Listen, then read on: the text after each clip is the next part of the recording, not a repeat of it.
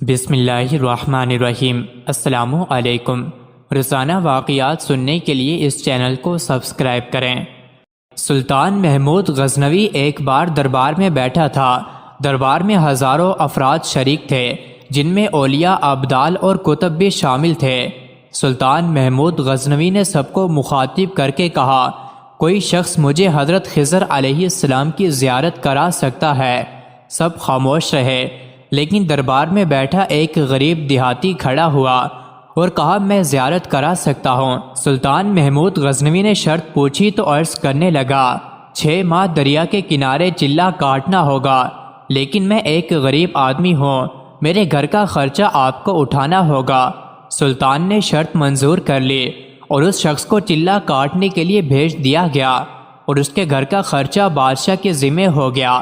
6 ماہ گزرنے کے بعد سلطان محمود نے اس شخص کو دربار میں طلب کیا اور پوچھا تو دیہاتی کہنے لگا، حضور کچھ وظائف الٹے ہو گئے ہیں، لہٰذا 6 ماہ مزید لگیں گے۔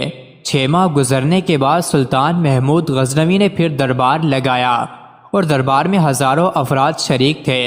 اس شخص کو بھی دربار میں حاضر کیا گیا تو بادشاہ نے پوچھا، میرے کام کا کیا ہوا؟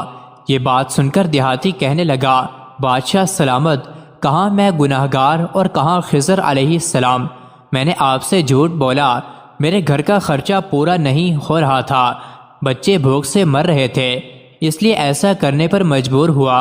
سلطان محمود غزنوی نے اپنے ایک وزیر کو کھڑا کیا اور پوچھا، اس شخص کی سزا کیا ہے؟ وزیر نے کہا، اس شخص نے بادشاہ کے ساتھ جھوٹ بولا ہے، لہٰذا اس کا گلا کاٹ دیا جائے۔ دربار میں ایک نورانی چہرے والے بزرگ تشریف فرما تھے۔ کہنے لگے، بادشاہ سلامت، اس وزیر نے بالکل ٹھیک کہا۔ بادشاہ نے دوسری وزیر سے کہا، تم بتاؤ، اس شخص نے بادشاہ کے ساتھ دھوکہ کیا ہے، اس کا گلا نہ کاٹا جائے بلکہ اسے کتوں کے آگے ڈالا جائے تاکہ یہ ذلیل ہو کر مرے اور اسے مرنے میں کچھ وقت تو لگے۔ دربار میں بیٹھے اسی نورانی چہرے والے بزرگ نے کہا، بادشاہ سلامت، یہ وزیر بالکل ٹھیک کہہ رہا ہے۔ سلطان محمود غزنوی نے اپنے پیارے غلام ایاز سے پوچھا، تم کیا کہتے ہو؟ ایاز نے کہا، بادشاہ سلامت، آپ کی بادشاہی سے 1 سال ایک غریب آدمی کے بچے پلتے رہے، آپ کے خزانے میں کوئی کمی نہیں آئی اور نہ ہی اس کی جھوٹ سے آپ کی شان میں کوئی فرق پڑا۔ اگر میری بات مانے تو اسے معاف کر دیں، اگر اسے قتل کر دیا تو اس کے بچے بھوک سے مر جائیں گے۔ ایاز کی بات سن کر محفل میں بیٹھا وہی نورانی چہرے والا بابا کہنے لگا، ایاز بالکل ٹھیک کہہ رہا ہے۔ سلطان محمود غزنوی نے اس بابے کو بلایا اور پوچھا، آپ نے ہر وزیر کے فیصلے کو درست کہا، اس کی وجہ مجھے سمجھائی جائے۔ بابا جی کہنے لگے، بادشاہ سلامت، پہلے نمبر پر جس وزیر نے کہا کہ اس کا گلا کاٹا جائے وہ قوم کا قصائی ہے، اور قصائی کا کام ہے گلے کاٹنا۔ اس نے اپنا خاندانی رنگ دکھایا ہے، غلطی اس کی نہیں آپ کی ہے کہ آپ نے ایک قصائی کو وزیر بنا لیا۔ دوسرا جس نے کہا اسے کتوں کے آگے ڈالا جائے، اس وزیر کا والد بادشاہوں کے کتے نہلایا کرتا تھا، کتوں سے شکار کھیلتا تھا، تو اس نے اپنے خاندان کا تعارف کرایا۔